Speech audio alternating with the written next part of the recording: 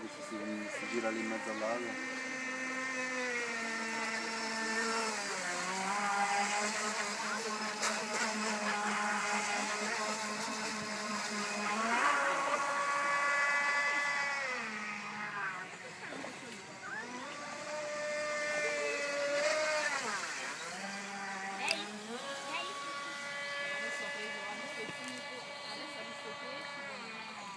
Arriva fino dall'altra parte.